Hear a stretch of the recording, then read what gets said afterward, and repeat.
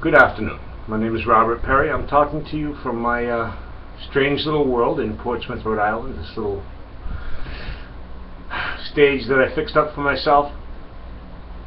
I thought I should start today in my bid to unseat Jack Reed by telling you why it is that I can't listen to my own Democratic Party. I've been a Democrat all my life. I've said it often.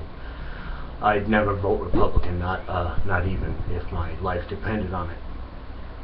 I think that the teabag Republican terrorists should be run out of Washington permanently.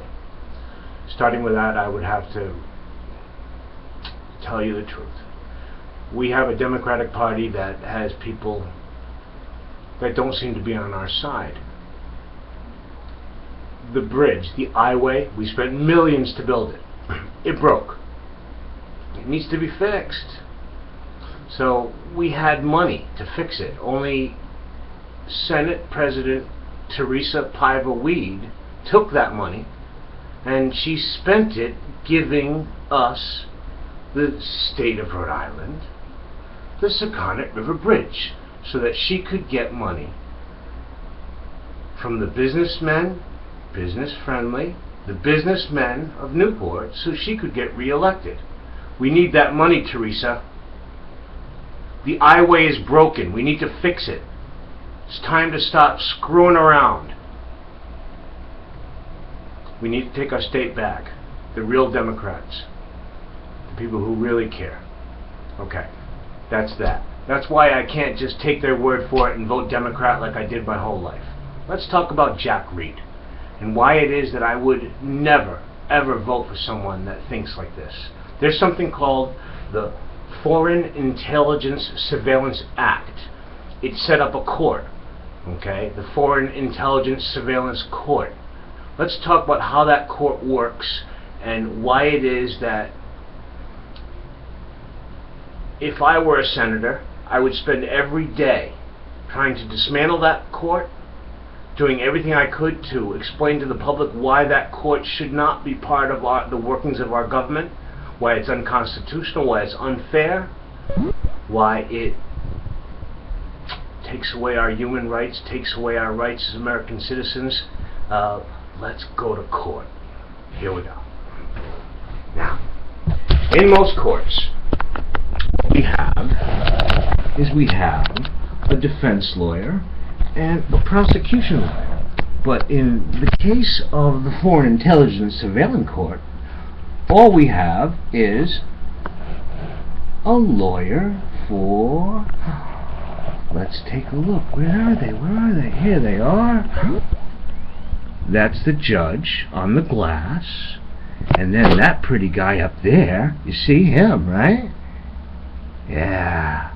He's the lawyer for the government to explain to us how things work and to defend this poor little guy who's just trying to do his job.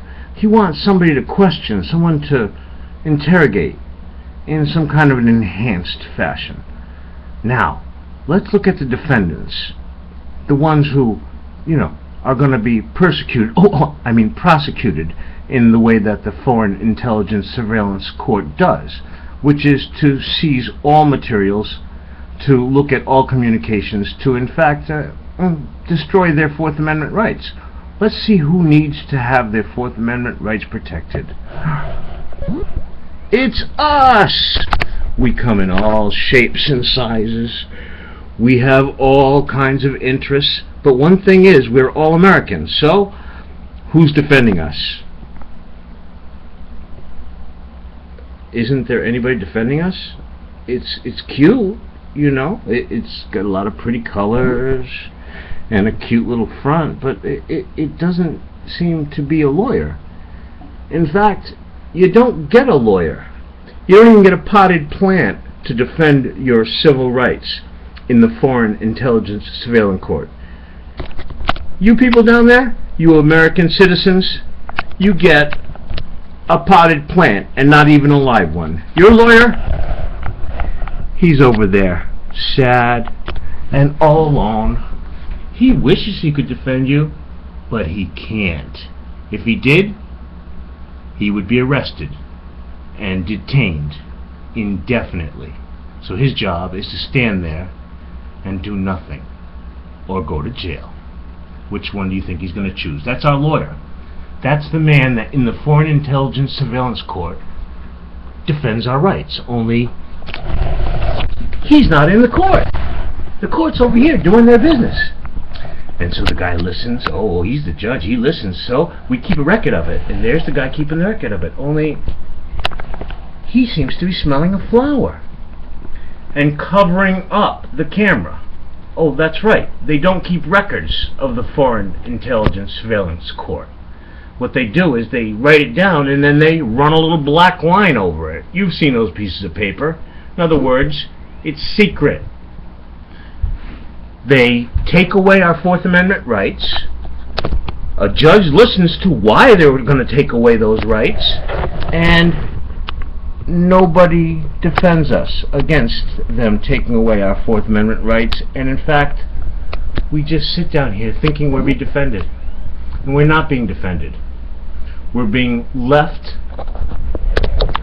to be interrogated.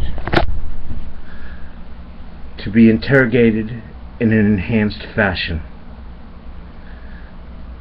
Sometimes we have to do that. But that's why we have a system, is to check this guy. Because sometimes this guy has to talk. But not today. Today he's just going to listen. Because Jack Reed and all his buddies don't think that makes any difference at all. That the only thing that's going to protect us is if we attack, if we interrogate, if we explode. Jack, go home. The war's over. It's time to protect the earth, to defend human rights, not destroy the earth and take away human rights. Sign the treaty. That's the International Treaty on Human Rights. Jack Reed is not a supporter of it. If I was in the Senate, I would support the Treaty on Human Rights. That's the UN International Treaty on Human Rights. It's easy to look up. We need it. We need it now. We need to protect human rights of everybody so that this guy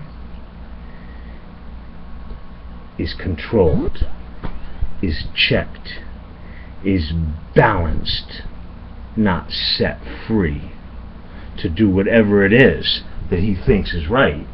His job is to work for us. We're the boss. They're not the boss. Get it straight, Jack. Maybe you'll be a better senator.